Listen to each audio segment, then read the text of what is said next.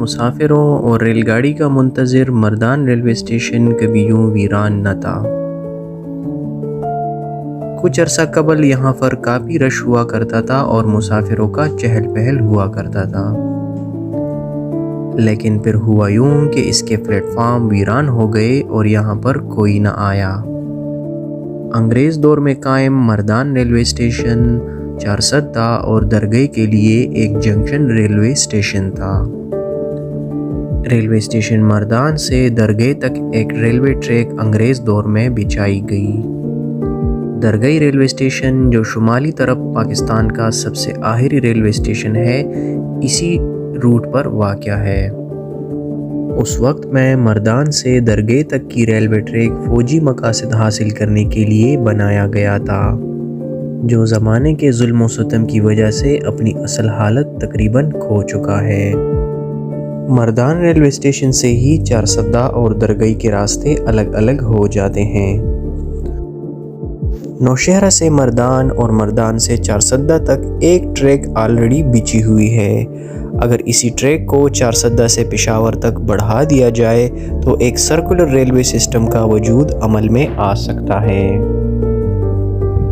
اور اس سسٹم کے وجود میں آنے سے نوشہرہ، پشاور، مردان، چارسدہ کے لوگوں کو کافی سفری سہولیات حاصل ہو سکتی ہیں۔ ناظرین، اگر دیکھا جائے تو انگریزوں نے اس دور میں ریلوے کو کافی ترقی دی تھی، لیکن افسوس کا مقام ہے کہ ہم آج تک 1 انچ کی پٹری بھی مزید نہ بچھا سکے، اور ہمارا ریلوے سسٹم دنیا میں کسی بھی ریلوے سسٹم کا مقابلہ نہ کر سکا، اور رفتہ رفتہ پاکستان میں ریلوے اپنا مقام کھوتی رہی۔ اس وقت دنیا میں 150 کلومیٹر سے لے کر 450 کلومیٹر تک کی ٹرینیں عام چل رہی ہیں، جن سے لوگوں کو انتہائی تیز ترین سفری سہولیات میسر آ رہی ہیں۔ ناظرین، یہاں پر آپ کو ایک خوشخبری دیتے ہیں کہ بہت جلد مردان ریلوے اسٹیشن پر ٹرینوں کی آمد و رفت کا سلسلہ جاری ہو جائے گا، اور یہاں سے پورے ملک کے لیے ٹرینیں چلائی جائیں گی۔ ساتھ ہی سیر و سیاحت کے شوقین حضرات کے لیے بھی ایک خوشخبری ہے کہ بہت جلد تختبائی سے مردان اور مردان سے نوشہرہ اور نوشہرہ سے اٹک تک ایک سفاری ٹرین چلانے کا منصوبہ بھی زیر غور ہے۔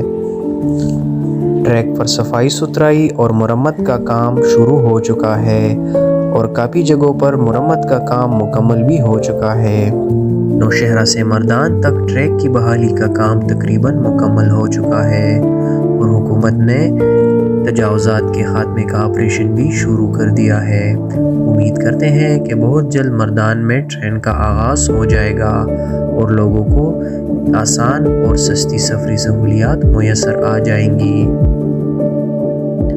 ناظرین، آج کے لیے اتنا ہی، ہمیں دیجیے اجازت، اللہ حافظ۔ لاسٹ میں آپ سے گزارش ہے کہ اگر آپ ہمارے چینل پر نئے ہیں تو سبسکرائب کرنا مت بھولیے گا۔ اللہ حافظ۔